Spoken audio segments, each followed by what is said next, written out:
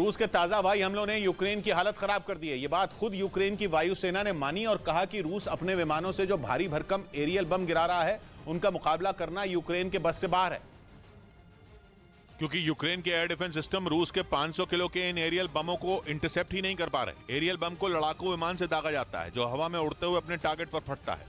खबर है कि 24 मार्च को रूस के 10 सुखोई Su-35 लड़ाकू विमानों ने यूक्रेन के सुमे प्रांत पर 11 गाइडेड एरियल बम गिराए थे। फिर 4 दिन बाद रूस की सेना ने दोबारा सुमे प्रांत को एक एरियल बम से ही निशाना बनाया।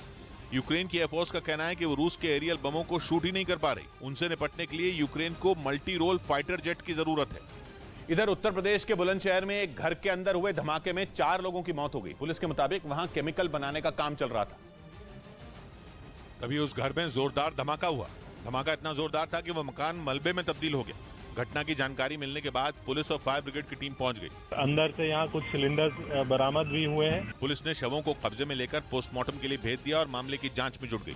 इस बीच ताइवान ने दावा किया कि चीन ने एक बार फिर उसकी हवाई सीमा में लड़ाकू विमानों को भेजकर घुसपैठ की कोशिश की। और ताइवान की राष्ट्रपति इन दिनों अमेरिका के दौरे पर हैं। ऐसे में माना जा रहा है कि ताइवान को उकसाने की नीयत से चीन ने अपने लड़ाकू विमान ताइवान की सीमा में भेजे, और वो भी 1 या 2 नहीं, बल्कि चीन ने 9 लड़ाकू विमानों को भेजकर ताइवान में घुसपैठ करने की कोशिश की। ताइवान का दावा है कि इस घटना के बाद उसकी वायुसेना ने भी गश्त तेज कर दी। असल में ताइवान की राष्ट्रपति साई इंग वेन अमेरिका के दौरे पर हैं और उनके दौरे की खबर से चीन बुरी तरह बौखलाया हुआ है। इतना ही नहीं, ताइवान की राष्ट्रपति के अमेरिका पहुंचते ही चीन ने ताइवान को सीधे युद्ध की धमकी दे डाली और ताइवान की हवाई सीमा में अपने लड़ाकू विमानों की घुसपैठ के जरिए उसने अपनी चेतावनी का ट्रेलर दिखाने की कोशिश की। हालांकि हर बार की तरह इस बार भी चीन के लड़ाकू विमान ताइवान की हवाई सीमा में चक्कर लगाकर लौट आए। असल में चीन अमेरिकी और ताइवान के बीच बढ़ती नजदीकियों से घबराया हुआ है, इसलिए वो नहीं चाहता कि अमेरिका किसी भी मुद्दे पर ताइवान का साथ दे।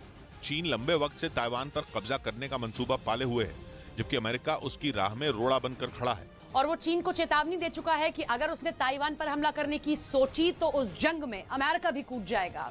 इसलिए चीन चाहकर भी ताइवान पर सीधा हमला करने से बच रहा है। पिछले कई महीनों से चीन ताइवान की हवाई और समुद्री सीमा में घुसपैठ के जरिए उसे धमकाने की कोशिश कर चुका है। असल में ताइवान के साथ किसी भी देश की जमीनी सीमा नहीं लगती।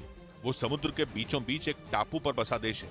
इसलिए चीन कभी समुद्र के रास्ते तो कभी हवाई रास्ते उसे धमकाने की कोशिश करता है, लेकिन उसकी इन हरकतों का ताइवान पर कोई खास असर नहीं पड़ा। हालांकि इस बार ताइवान की राष्ट्रपति के अमेरिका दौरे में आग में घी डालने का काम कर दिया और ताइवान की राष्ट्रपति के न्यूयॉर्क पहुंचते ही चीन ने ताइवान की घेरेबंदी का प्लान तेज कर दिया। इतना ही नहीं, इस बार चीन ने अमेरिका को भी धमकी दे डाली कि उसे ताइवान के साथ दोस्ती की भारी कीमत चुकानी पड़ सकती है। असल में इस बार ताइवान की राष्ट्रपति अमेरिकी दौरे पर वहां की संसद के स्पीकर केविन मैकार्थी से भी मुलाकात करेंगी। चीन को इस मुलाकात से सख्त ऐतराज है और वो खुले तौर पर विरोध भी जता चुका है। चीन को डर है कि अगर अमेरिका उसके रास्ते से नहीं हटा तो उसका ताइवान पर कब्जे का सपना धरा का धरा रह जाएगा। इसी वजह से पिछले साल जब अमेरिकी संसद की स्पीकर रही नैन्सी पेलोसी ताइवान पहुंची थी तो चीन ने उनकी यात्रा का भी जोरदार विरोध किया था।